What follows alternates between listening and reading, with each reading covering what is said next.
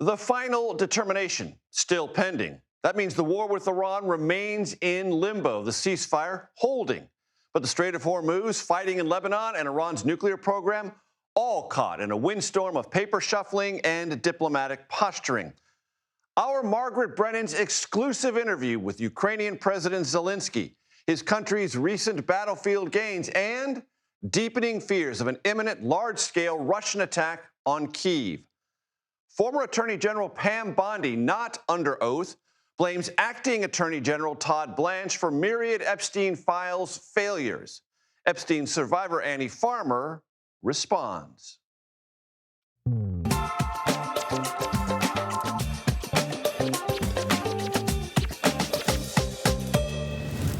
Hello, everyone. I'm Major Garrett in Washington. Welcome to the Takeout. Situation abnormal, all unresolved. There's a war with a weak ceasefire. Negotiations where negotiators daily cannot agree on what's being negotiated or what's been resolved.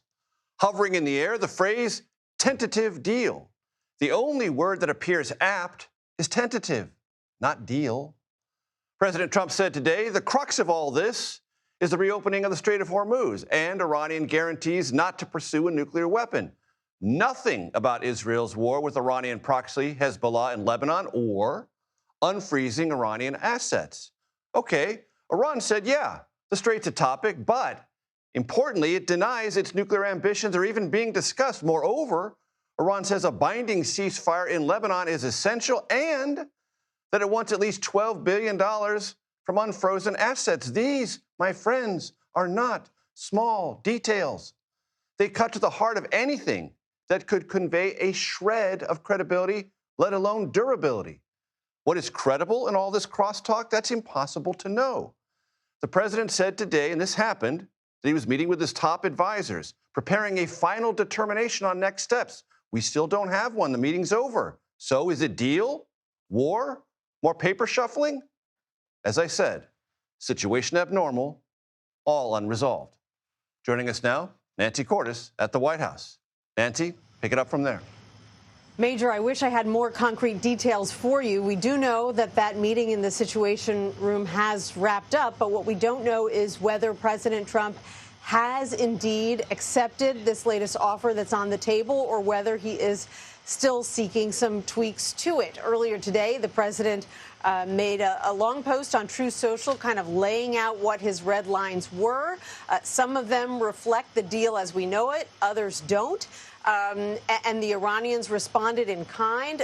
They said, we're not having any conversations about our nuclear program right now. We're not having any conversations about what's going to happen with our enriched uranium. That's all coming later. That appeared to be, just a direct contradiction of what President Trump was saying he wants out of this deal. And so we're waiting for any kind of smoke signal from the president or the White House about what has been decided.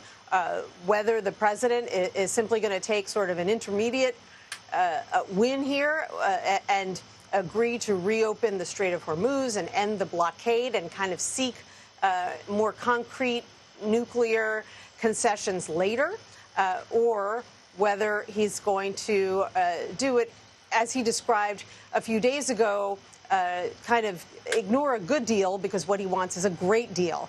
So a lot of unknowns on this Friday afternoon, Major. And it seems to me, Nancy, and it has all week, that the central issue is the Strait of Hormuz. And if that's resolved to the satisfaction of both sides, a lot of other things will be left for another day. Right. And that is really at the crux of the president's dilemma here. There's a lot of political pressure on him, economic pressure. In an election year, we just got some worrying economic data yesterday in the form of higher inflation. A lot of pressure on him to cut some kind of deal that would get the Strait of Hormuz reopened so that oil could flow again, bringing gas prices down. And as we know, higher gas prices lead to higher prices for everything else. On the other hand, there's a lot of political pressure on the president, including from his own party, to strike some kind of deal that addresses Iran's nuclear program. Otherwise, why did he wage this war in the first place? That was his biggest stated goal.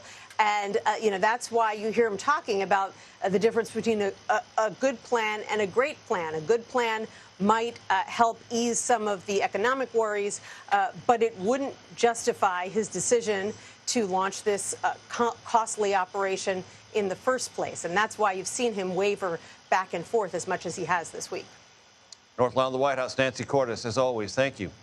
CBS News Chief Foreign Affairs Correspondent and Face the Nation moderator Margaret Brennan joins me now. She spoke today with Ukrainian President Volodymyr Zelensky, but I want to start, Margaret, because all of us at CBS News rely on your deep sourcing in all the diplomatic regions of the world, particularly the Middle East. What is your sense of where things are? I think you nailed it in the open. There is no decision. No, I mean, I have been talking to many of our allies in the region who privately are so frustrated here that the president hasn't closed a deal or made a decision, and that, in fact, he has been revising his own proposals. So it's not necessarily a negotiation with Iran. Sometimes it's a negotiation with himself. And that is frustrating the mediators because there are folks in between passing these notes here back and forth. The U.S. isn't in direct contact, right? You've got the Pakistanis, you've got the Qataris, you've got other allies in the region who are worried that a renewed conflict will directly impact their neighborhood. To that point, Margaret, is this a reflection of some divisions within the White House or just within the president's own mind? A lot of it is the president himself. He is also getting pressure. You mentioned political pressure potentially in terms of the energy and gas prices. But remember, the United States didn't start this war alone. They did it lockstep with the state of Israel. Right. And Prime Minister Netanyahu has his a different set of aims. In fact, he was quite explicit when he spoke to you for 60 Minutes. Yes. He said the war is not over. And he went back to citing nuclear program and ballistic missiles. Not to mention Lebanon and Hezbollah. Exactly. None of those things are resolved. And let's be clear, what the president's talking about with this memorandum of understanding, it's a truce and an outline for potential talks. When we went through the Iran negotiations during the Obama administrations, which we covered closely at that time, it took 2 years to get from the outline to the actual negotiated settlement here. Right. So these are very thorny and complicated issues. And when it comes to reopening the Strait of Hormuz, that wasn't a problem before the war. So it would only be trying to, get back to February 27th. Fix a problem now. Mm-hmm. Let's get to this super important interview with Ukrainian President Zelensky. What are your big takeaways from that? President Zelensky spoke in English directly to the American people for a reason. He wrote a letter this week to the President of the United States and to the United States Congress pressing for anti-missile technology, these Patriots, which are in short supply and high demand because of the war with Iran. But his country needs them right now because the capital of Kyiv has come under intense assault. Last weekend, the most significant aerial campaign since the war began. And he says that the U.S. and European allies told him they're about to get hit again. It's not just going to be drones on the capital. It's going to be cruise missiles, ballistic missiles. And he argues that's Vladimir Putin's only strategic advantage right now, those missiles. And he needs a way to take them out of the sky. Even with the Europeans foot in the bill, it's America that produces these things. And our defense industrial base just can't make them quick enough right now. So he's really pleading here for some immediate help and arguing to President Trump that the best way to get Vladimir Putin to peace is by giving him a way to defend his capital. And I want to play for you some of what he shared because, Major, it is so significant that it's not just Ukraine. Russia seems to be testing NATO's defenses, as we saw with that Russian drone that crossed into Romanian airspace overnight and fell on a building there. Also, reports of a Russian drone hitting a Turkish cargo ship. That matters because those are NATO members. Take a listen. We're hearing from European countries that Russia is taking more and more operational risks in Europe. Why do you think Vladimir Putin is taking these risks at this moment? First of all, it's not the first time. Yes, he's doing such pressure. I think it's political pressure. It's messages from Russia, don't help Ukraine. I think this is the most usual meaning what he used. Don't, if you will help Ukraine, I will do these such steps. So he tried once crossing at the very beginning of this war. He did it in Romania. and then a little bit later it was in Poland when they used 21 drones. Then, for example, today at night it was again Romania, not the first time. We gave these messages to our Romanian partners at night. Usually we try to catch all the drones, even when their direction to other countries like Romania, Moldova, or the direction of Poland. We try to catch everything. If we can't, of course, we give these messages to our partners. And just to remind our viewers again, these wars in the Middle East and in the middle of Europe are crossing over there. The drones he's talking about are Iranian-designed drones that Russia's been buying. Those are the same drones that are hitting our Mideast allies. They are hitting Ukrainians and have been for years, and now being sent increasingly into NATO member airspace. A senior NATO official told me today that they have increased some of their patrols to try to defend that territory.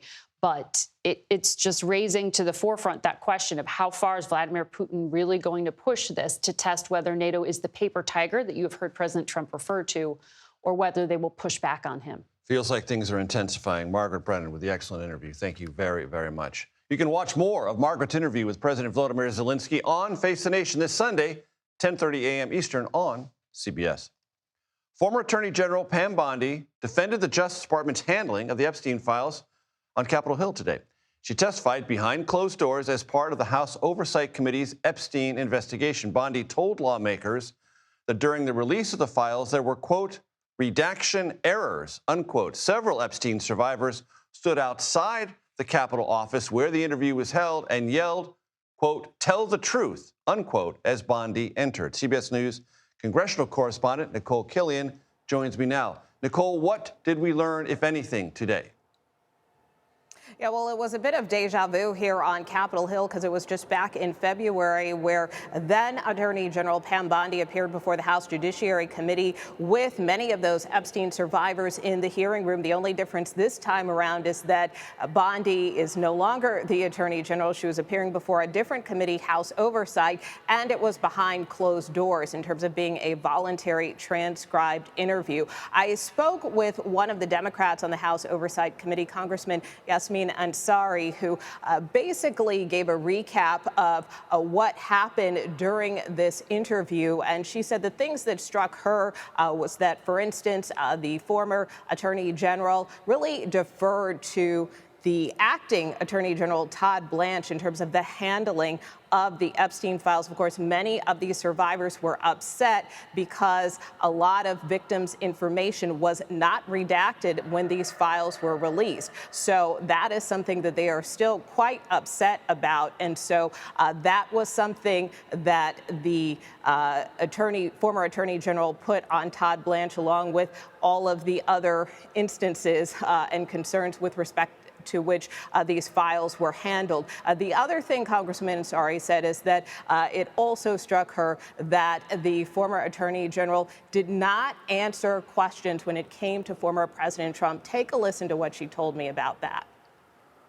It has been really disappointing, the level in which she is refusing to answer questions about the president, about his knowledge of events, about her conversations with him, even though she's trying to say that by being here today, she is complying with this Oversight Committee subpoena, which is absolutely not the case. Now, it's worth noting that the former Attorney General Pam Bondi was represented today by Harmeet Dillon, who is actually still with the Department of Justice. She is an assistant attorney general. She was joined by another official from the Justice Department, and she basically said that she was there in the capacity of making sure that the Department of Justice's processes were described accurately and just to be there as a point of reference. But it did raise some eyebrows on the part of Democrats. She also said after today's proceedings that in terms of those questions about the current president and any conversations that he may have had with Pam Bondi, that they were just simply sticking to ground rules here. Also, when I asked specifically about those questions with respect to Todd Blanche, why Pam Bondi deferred to Todd Blanche in terms of the handling of the Epstein files, Dillon told me that, this is common. Obviously, Bondi had a very wide portfolio Blasio dealt with a lot of different issues, so it's not uncommon that she would delegate some things to other officials within the Justice Department. That being said, Congresswoman Ansari and many Democrats on the panel say they now want to hear from the acting Attorney General Todd Blanche. In fact, Ranking Member Robert Garcia told me that he will ask Chair James Comer to see if it is possible to bring Blanche in. If not, he has also threatened the possibility of subpoena, which would require a substantial number of votes on the committee. So we will see where things go from here. But Chair Comer and Republicans on the committee, for their part, say they did not treat Pam Bondi any differently than any other witness, and that they are simply trying to get at the truth here when it comes to transparency for many of these victims and Epstein survivors. Notably, this interview was transcribed, not on video, as previous others had been. Nicole Killian, Capitol Hill, thank you very much. I'm joined now by Epstein survivor Annie Farmer. Annie, you just listened to Nicole. I'm sure you've gotten through your survivor sisters a sense of what happened or did not happen today. Give me your initial response. Hi, Major. Good to be back with you. I think, we came into today hoping that potentially we would finally get some answers about what went wrong with this process, but expecting that it might be what we saw today, which was more, just a lack of information, really. No substantive responses, a lot of not saying she doesn't remember things or passing the buck on to Todd Blanche. So, unfortunately, we're still left with a lot of questions. That part about Todd Blanche strikes me as interesting, Annie, and I'd like your assessment. We all know, but just a quick reminder, Todd Blanche, former personal attorney to President Trump. He was essentially blamed by Bondi, the former attorney general today, for all of the foul-ups in over-redaction or under-redaction. And that would suggest that maybe the former personal attorney to the President of the United States made mistakes. I don't know if they were intentional or not, but it seems to the average layperson like me, that adds more smoke. Yeah, I don't think it's a good look at all. I also found that interesting. I mean, I would think as the head of the department that she would need to take accountability for what happened under her watch. But the fact that she says that Todd Blanche is really the one that made these decisions, I think it does raise the importance of bringing him in to answer the questions. And there's already been, I think, a real interest from Epstein survivors about getting answers to things related to Ghislaine Maxwell's questioning, her prison transfer. We knew that he was the person responsible for a lot of that. And I think this just adds now, knowing that maybe he was making some of these decisions in regards to the very problematic redaction issues, that we need to hear from him directly, and we need real answers. Annie, we've talked before, and I'm always grateful for your presence on this program. It's not, as I've heard you and other of your survivor sisters say, this is not about prosecuting President Trump. It's about unveiling anyone and everyone who had some manner of complicity. If that leads to charges, so be it. If it only leads to reputational harm, so be it. But let's lay it all out. How far away do you feel we are from that laying it all out reality? Yeah, I think we have a ways to go. I mean, we certainly have seen with the information that's come out that there's been more attention on some of these people that were very much involved in this network, and that they're not facing any criminal charges at this time. We haven't seen the prosecution piece, but we have seen a lot of loss of titles, of power, of, in some cases, professional opportunities. So I think that is something, but we also know that there are real substantive leads in these files that could potentially lead to criminal prosecution, right? And so until we have, number one, all of the information out, we really won't know what else is missing. We won't have answers to some fundamental questions about how this happened and why. And then I think we won't feel closer to really that truth and transparency. Let me ask you two questions, and they're related. There's activity in France, and there's activity in the United Kingdom. Leads that have been detected are being followed actively in both of those countries. And in New Mexico, the legislature and the attorney general are pursuing leads related to Zorro Ranch. Give me your evaluation of those two things, what's happening in Europe and what's happening in New Mexico. I think it's really hopeful to see that there are places that are taking this serious as an investigation of a crime, right? I know more about what's happening here in the US, in New Mexico. And I think it's since we have been so frustrated at the federal level by the ability to see progress happening in terms of investigation, I'm really glad to know that lawmakers in New Mexico are taking this seriously, that they have convened this body to investigate, and they're holding public hearings to update the public on what they're finding out. And so I'm hoping that's a model for other states. I know there's already been some conversations about potential other states that might do something similar. We'll see how that plays out. But I believe there are many paths towards getting more accountability and more justice. And if the federal government, in particular the DOJ, is not willing to help us in that regard, there may be other ways that we can approach it. Before I let you go, Annie, on this program, the New Mexico Attorney General confirmed that among the things that they are investigating on Zorro Ranch property is a possible location of human remains. Do you think it could be that bad? It would just be speculation on my part, right? I hope that is not the case, of course, that the tragedy included that type of death. But I'm glad that they are looking into it, because if it's not investigated, we will never know. Annie Farmer, it's always a pleasure to have you on the program. I thank you for your time, as always. Thank you so much. Still to come on the Takeout, a win for progressives in Philadelphia and a House primary. Self-described Democratic Socialist Chris Rabb joins me live to discuss the significance of his victory and his path to Congress, which is pretty clear now. Also, a Blue Origin rocket explodes on the launch pad. You can see it right there. CBS News space consultant, and he's an expert, I'm telling you. I love to talk to him. Bill Harwood joins me in a moment. Plus, why more workers are taking money out of their 401ks before retirement. What's behind this costly trend? The Takeout returns in 90 seconds.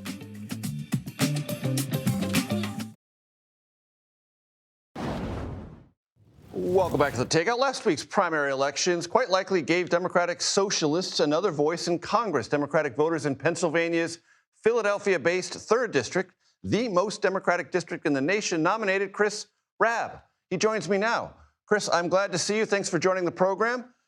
You know, in American politics, lots of labels are attached. What we pride ourselves here at the Takeout in is letting people in the political arena describe those labels themselves. So, to start, what's the difference in your mind between a Democratic Socialist and a standard garden variety Democrat?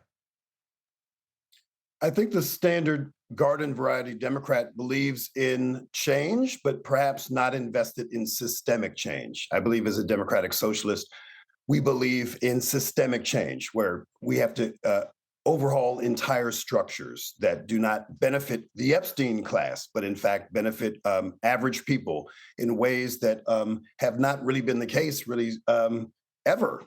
And the things that have been most meaningful, that have been embraced by most Americans, are in fact socialist in nature, whether it's Social Security or public housing, public education, on and on, Medicare, Medicaid. These are all socialist things that in a pure free enterprise system, capitalist system, would not exist. What does that mean as your attitude when you think about CEOs in America and pay disparities between those at the very top of a corporation, either shareholders, or more importantly, the workers who labor for those corporations? Well, I don't think you need to be a Democratic Socialist to realize what is increasingly unjust and unsustainable. I think there are traditional Reagan-era conservatives who would have never imagined that the pay disparities between a CEO and entry-level employee at a corporation would be as disparate as they are today. Even just since the pandemic, the wealth hoarded by the billionaire class is staggering, and yet wages have stagnated for decades. I don't think you need to be a big old lefty to understand that is deeply problematic. I know it's a long time ago, but in 2005, you implied that CEOs should be somehow jailed or something like that. Do you still believe that? I'm not sure what you're referring to. Yeah, there's a couple of quotes where you were describing that CEOs were part of a class of Americans that should be treated harshly. There was a reference in general to the death penalty. I'm just curious what your overall attitude is about that. I'm not familiar with that, and I'm actually the lead sponsor of repealing the death penalty. So I don't believe that our government has the moral authority to kill anyone. I'm also anti-militarism, so I'm not sure where that came from. But I do believe that anyone who's responsible for for kleptocracy needs to be held to account. And unfortunately, that has become legalized in this nation. We also have to look at the corrosive influence of money in politics, and also something I'm sure you care deeply about, media consolidation. You talked about militarism. I'd like you, in your own words, to describe the Israeli policy in Gaza and in Lebanon.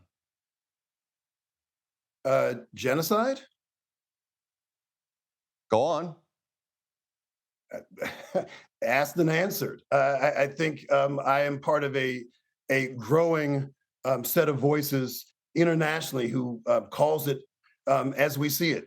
I think we have to stop being complicit in a regime that is doing itself and its citizens no favors. Are Israeli Jews any safer under the current regime and what's led up to it? And the answer is no. And that also includes the so-called incursion into Iran by Netanyahu and Trump. This is not keeping that region or the people in it any safer. And we need to err on the side of diplomacy and not on imperialism. Does Israel as a state, as a nation state, have a right to exist?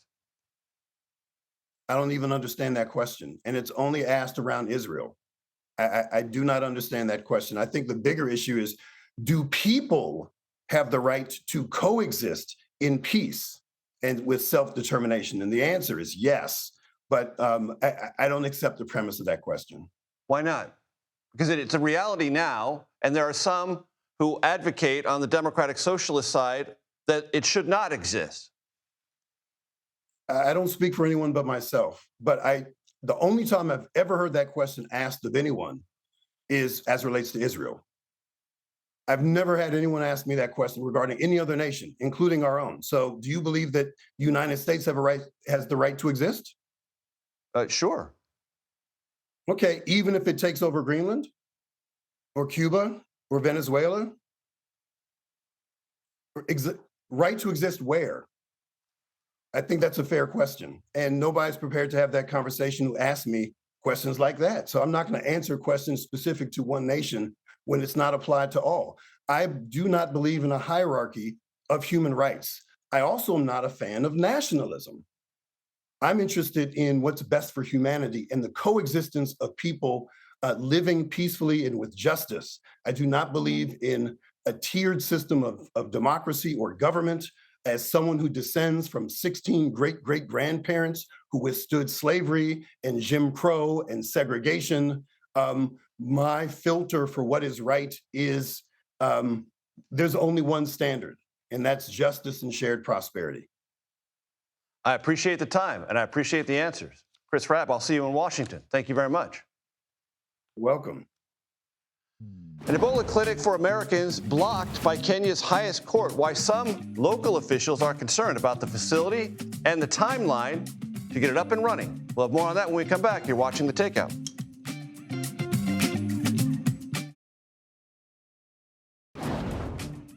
Welcome back. Here's a look at what else we and now you are watching this evening. A federal judge has temporarily blocked the Trump administration's so-called anti-weaponization fund. Any potential payouts are now on pause until a June 12th hearing. The fund was created to resolve the president's lawsuit against the Internal Revenue Service over the unlawful leaking of his tax returns. The Justice Department spokesperson said the fund is legal with ample precedent. It, however, faces sizable Republican backlash in Congress. And in Kenya, the country's highest court today temporarily blocked the Trump administration from setting up an Ebola quarantine facility on an airbase. We talked about this on the program yesterday. An organization that defends Kenya's constitution cited a lack of transparency and public participation. The facility was supposed to be up and running today for Americans exposed to or infected by the virus. The outbreak is centered in the Democratic Republic of Congo and has killed at least 220 people and infected more than 900 others. There are no known cases in Kenya. What can only be described as a significant setback for Blue Origin occurred last night. One of its rockets exploded on the launch pad. The massive fireball could be seen for miles. Blue Origin was conducting, you see it right there, a test of its new Glenn rocket. Despite the size of that blast, which you see there, no one was injured. The rocket is slated to aid NASA's goal of building a base for astronauts on the moon. CBS News space consultant Bill Harwood joins me now to discuss all this. Bill has been covering U.S.-based programs since 1984, is one of the smartest people I know and I've had the pleasure of talking to. So, Bill, we don't know a lot about what happened. That's still going to come in the days ahead. But I read in one of your dispatches that there's debris that might wash up on shore miles away. Yeah, you know, that's possible. These launch pads are right by the Atlantic Ocean. They're just a few hundred yards from the beach. And as you saw in that video, this was a tremendous explosion. You know, you could see debris arcing away from those clouds and all that fire. And obviously that's going on in 360 degrees. So some of that debris ended up in the ocean. And, you know, the Space Force is just being careful. They're just warning people, if you do see anything wash up, you know, don't mess with it. It could be dangerous. You know, dial 911 and people will come and dispose of it properly. It's just a precaution. I wouldn't expect anything significant to come out of that from a public safety standpoint. Timeline ramifications of this disaster. You know, it's really hard to say, Major. As you said, it's very early in this. Blue Origin hasn't told us anything about what they've been able to determine by reviewing all the telemetry from the rocket. And I got to tell you, they've got enormous amounts of data that come in all the time when they're running a test like this. They've also got lots of cameras all over that pad. You know, the engineers may well have an idea of what went wrong at this point, but they haven't shared that with us. You know, one thing I'll point out, and you mentioned, you know, I've covered this for a long time. A lot of times initial impressions are more negative than they turn out to be. And what I mean is, you know, sometimes the initial outlook is, oh, they'll be down for years or something. And it turns out it takes less time than that to recover. But that said, this was a major mishap. It was a serious problem. And the launch pad took a lot of damage. I mean, fixing the rocket's one thing, but those pads take years to build. And depending on how much damage is involved, that could really set Blue Origin back because they've only got that one launch pad. You know, SpaceX has 2 pads in Florida and 1 in California. You know, if a problem takes one out, they can still fly. That's not the case with Blue Origin. They've got to rebuild this pad and do it fairly rapidly before they can fly again. And what is Blue Origin's anticipated role in NASA's pursuit of not only getting to the moon, but in a small way colonizing there? Well, it's a big role. You know, NASA's counting on Blue Origin to provide one possible moon lander. They're paying SpaceX for a moon lander that company's designing, and they're paying Blue Origin for another to have redundancy and make sure at least one of them is ready to fly before the end of the decade. Blue Origin obviously wants it to be their lander, but they have to launch on the New Glenn. That's what it was designed for. And so if you can't launch these things to test them in Earth orbit, work the bugs out, it's pretty hard to see how they get selected to go to the moon. It's going to take more time because they're going to have to recover from this mishap, and that'll play a role. And obviously the moon, you know, the Artemis program is just one aspect of Blue Origin's business model. They're launching Amazon internet satellites, commercial satellites. They're being certified to carry military satellites. So they have a big business going, but clearly they're grounded now, and they're going to have to get back to flight before they can do any of that work, including Artemis. When it comes to space reporting, he is deeply sourced and deeply experienced. Bill Harwood, always a pleasure. Thank you, sir. My pleasure. Coming up, a new report on Americans' retirement funds. Kelly O'Grady joins me to discuss why more people are dipping earlier than they should, into their 401ks. That's next here on The Takeout.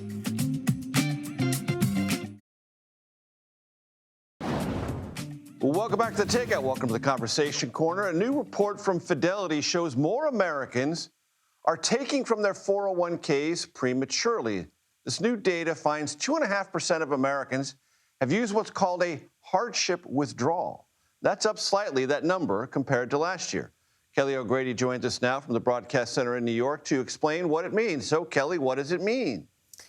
Well, look, you never want to be dipping into your 401k early, right? I mean, that means that you're going to incur a 10% penalty. And on top of that, you're going to have to pay all the taxes that you would ultimately pay at the end of the day. And so what that means is people are faced with that prospect. They know the consequences, but they're doing so poorly. They feel like they need that extra money, that they're dipping into that, which everyone always says, right? Don't touch your 401k. You and I hear Jill Schlesinger say that all the time, our business analyst colleague.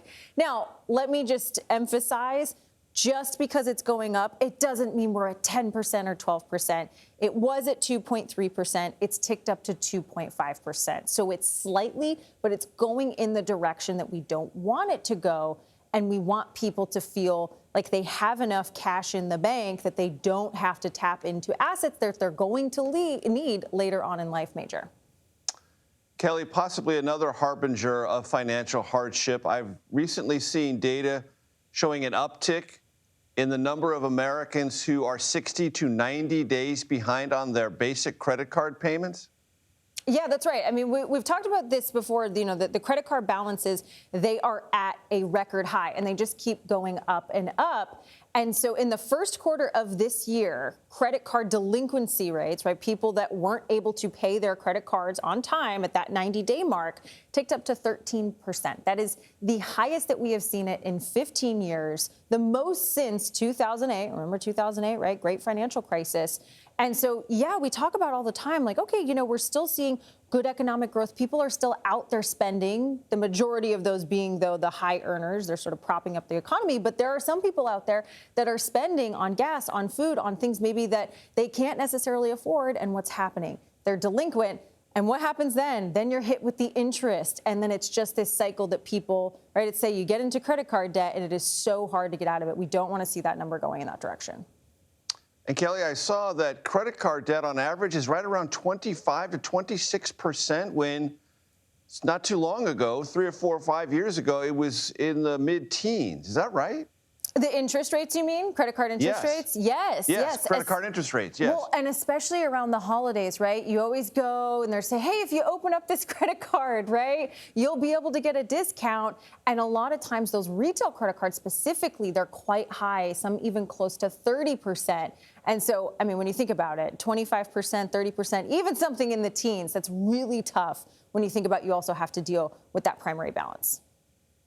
And so if you're behind, if you're delinquent, then you're getting both. You have your principal you have to get rid of, then you have the interest, and it accumulates the more you fall behind. This can be a vicious cycle. That's right. And you likely have a delinquency fee that you have to pay every month if you're late, on top of that interest, on top of that principal. And it's just a hole that many Americans find themselves not able to work out of. Harbingers of hardship indeed. Kelly O'Grady, thank you so much. President Trump's party to celebrate America's 250th has a hole where the artists used to be. If there was a problem, yo, I'll solve it. Check out the hook while my DJ revolves it. Don't despair if you're a fan of Vanilla Ice, that one-hit wonder. He's one of the artists still performing. He's still on the bill. But up next, we'll talk about the growing list of artistic cancellations and sort out who's left and who's not. That will do with our reporter panel when we come back. This is The Takeout. With the bass kicked in and the Vegas all pumping. Quick to the point, no faking. Cooking MCs. Welcome back to The Takeout. New York City Mayor Zoran Mamdani has endorsed the primary challenger to New York Congressman Adriano Espaillat. Mamdani says Daria Avila Chevalier represents a new generation of leadership. And this is notable because Espaillat is chair of the Congressional Hispanic Caucus, which is kind of an important position here in D.C. And Mamdani reportedly had planned on backing him. Let's bring in our reporter panel. Matt Brown, politics reporter for the Associated Press. Daniela Diaz covers politics for Notice, which as of Wednesday will be known as The Star. So what do we think about this? Mamdani sort of flexing a little bit of endorsement muscle? He has a lot of power right now. He won. He was an upset in a mayor's race that everyone watched very closely. He's not traditionally what the Democratic establishment supports. It is very controversial that he endorsed an opponent, Adriano Espaillat, who, of course, as you noted, is the chair of the Congressional Hispanic Caucus, has a lot of influence on the Democratic caucus, House Democrats. I imagine, based on my conversations with people that I cannot name, that leadership is disappointed that this happened, and it was not something that they'd like to see, considering the influence he has in New York right now. And it's sort of an unnecessary distraction across what Democrats are trying to create the impression of, which is a united front in the midterms. It reminds me a little bit of what Congresswoman Alexandria Ocasio-Cortez was like when she first entered political office. She was kind of a firebrand. She would go against the Democratic caucus's wishes and not endorse incumbents, do her own flexes. What we've seen from her recently is a very much tamped down, join the caucus, be part of the effort, and that united message. And it seems that potentially Zoran Mamdani might have to have a similar awakening with the Democratic Party too, Major. Before we went to break, we sort of infected everyone watching and listening with the earworm that is Vanilla Ice from the early 1990s. We do apologize for that if you're offended, whatever. But he is part of a broader story, Matt, which I want you to help my audience understand. So there's this 250th concert that now has a lot of Trumpian overtones, and several artists didn't think they would have so many Trumpian overtones. Got some blowback on social media, possibly within their own agencies, whatever. So let's go over the list of people who were on board and are now off board. Morris Day and the Time, Young MC, The Commodores, Martina McBride, Bret Michaels. What to make of all this? I think that this just gets to a bit of the confusion that everyone in America is having right now, given that there are two organizations that are celebrating America's 250th. There's Freedom 250, which is President Donald Trump's main vehicle for celebrating this, and that's the organization that announced this list of artists that were going to be performing at the National Mall's celebration of America this summer. There's also America 250, which is the bipartisan, congressionally approved segment that is going to have an iHeartRadio radio station. They're going to be celebrating in Charleston, Kentucky, South Carolina, New York, Los Angeles, and they're going to be having concerts as part of that series as well. But that hasn't been announced yet. So there are many A-list artists from all across the country who could be part of that series that's been approved by Congress that we won't know until the 4th of July. And the contest between these two things, President Donald Trump wanting to have his own celebration of America with his own spin on it, his own energy, his own UFC fight, that has caused a lot of confusion, not just apparently for political reporters like us covering this these days, but also the American people and apparently the artists who are trying to be involved. Thank you so much for explaining that, because I think the average person has no idea that there are two competing entities trying to have celebrations and then book guests or artists for them. Yeah, it's a brand fight. And we're just trying to celebrate a birthday here, and it's really led to Daniela. I mean, it's the America's 250th. We should all celebrate the fact that the country is existing. Which should be kind of a universal civic event. Universal, and there's been a lot of improvements here in Washington D.C. to prepare for that. Parks renovated, which the president wants credit for. He probably deserves some. Some credit for it, but I think it speaks to a bigger issue that is right now. President Donald Trump's image is not so far the most bipartisan message and artists are not eager to be associated with it. And look, let's be clear. Let's just cut right to the chase. In this second term, he has gone way overboard in making sure things look like him or have his aesthetic attached to them. The White House, the ballroom, the thing on the arch or whatever by Arlington National Cemetery, Kennedy Center, the Institute of Peace, et cetera, et cetera. Matt? Yeah, and I think that this is an effort that has run up into roadblocks. I mean, we just saw a judge recently say that the Trump name cannot be on the Kennedy Center, for instance. But, I mean, this is what President Trump believes is part of his grand legacy. He really wants to literally leave his physical imprint on the city of Washington, D.C. and the country at large. I think that this gets to not just questions of, is the reflecting pool going to be done by America's 250th birthday, but also, is the country literally going to be larger? I mean, this does affect, this question of legacy with the president does affect our foreign policy in these moments. Are we going to have that annexed territory at the end of this term? You get the last 15 seconds, Danielle. I am looking forward to who the bipartisan organization is going to announce for their guests for the 250th anniversary. And may there be no last-minute cancellations. Daniela Diaz, Matt Brown, thank you very much. I appreciate it. Happy Friday, everyone. You know what this is. We call ourselves The Takeout, and we are, as ever, relentlessly curious, reliably civil, occasionally clever. The Daily Report coming your way next.